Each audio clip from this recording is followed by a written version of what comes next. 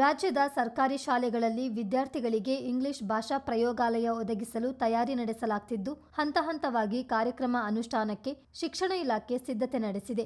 ಶಾಲೆಗಳ ಕಂಪ್ಯೂಟರ್ ಪ್ರಯೋಗಾಲಯಗಳನ್ನು ಇಂಗ್ಲಿಷ್ ಭಾಷಾ ಕಲಿಕೆಗೆ ಬಳಸಿಕೊಳ್ಳುವುದರಿಂದ ವಿದ್ಯಾರ್ಥಿಗಳ ಸಂವಹನ ಕೌಶಲ ಸುಧಾರಿಸುತ್ತದೆ ಎಂಬುದು ಸರ್ಕಾರದ ನಿರೀಕ್ಷೆ. ಈ ಆಲೋಚನೆಯ ಭಾಗವಾಗಿ 4ರಿಂದ 6ನೇ ತರಗತಿ ವಿದ್ಯಾರ್ಥಿಗಳಿಗೆ 2025-26ನೇ ಸಾಲಿನ ರಾಜ್ಯ ಬಜೆಟ್ನಲ್ಲಿ ಘೋಷಿಸಿದ್ದ ಕಲಿಕಾ ದೀಪ ಯೋಜನೆಯು ಈಗ ಅನುಷ್ಠಾನದ ಹಾದಿ ಹಿಡಿದಿದೆ. ಈಗಾಗಲೇ 1.38 ಕೋಟಿ ರೂಪಾಯಿ ಅನುದಾನ ಬಿಡುಗಡೆಯಾಗಿದ್ದು, ವಿವಿಧ ಜಿಲ್ಲೆಗಳ 1145 ಶಾಲೆಗಳು ಇದರ ಪ್ರಯೋಜನ ಪಡೆಯಲಿವೆ. ಈ ಕಾರ್ಯಕ್ರಮದಡಿ ಸುಮಾರು 1.44 ಲಕ್ಷ ವಿದ್ಯಾರ್ಥಿಗಳ ಭಾಷಾ ಸಂವಹನ ಕೌಶಲ ಅಭಿವೃದ್ಧಿಯಾಗಲಿದೆ.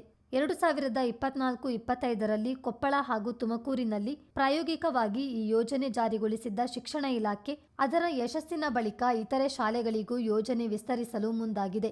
ಏಕ್ಸ್ಟೆಪ್ ಫೌಂಡೇಶನ್ ಸಂಸ್ಥೆಯ ಸಹಕಾರದಲ್ಲಿ ಕಾರ್ಯಕ್ರಮ ಅನುಷ್ಠಾನವಾಗಲಿದ್ದು, ಪ್ರಯೋಗಾಲಯಗಳಿಗೆ ಅಗತ್ಯವಿರುವ ಇಂಟರ್ನೆಟ್, ಹೆಡ್ಫೋನ್ ಹಾಗೂ ಇತರೆ ಸೌಲಭ್ಯಗಳನ್ನು ಸರ್ಕಾರದ ಅನುದಾನದಿಂದ ಒದಗಿಸಲಾಗುತ್ತದೆ. ಮಕ್ಕಳಲ್ಲಿ ಭಾಷಾ ಕಲಿಕೆ ಬಗೆಗಿನ ಕೀಳರಿಮೆ, ಅಡೆತಡೆ ನಿವಾರಿಸಲು ರೂಪಿಸಿದ್ದ ಈ ಯೋಜನೆಯನ್ನು ಸಮರ್ಪಕವಾಗಿ ಜಾರಿಗೊಳಿಸಲು ಸರ್ಕಾರ ಸೂಚಿಸಿತ್ತು. ನೂತನ ಶೈಕ್ಷಣಿಕ ವರ್ಷದಿಂದ ಯೋಜನೆಗೆ ವೇಗ ನೀಡಲು ಇಲಾಖೆ ಸಜ್ಜಾಗಿದೆ.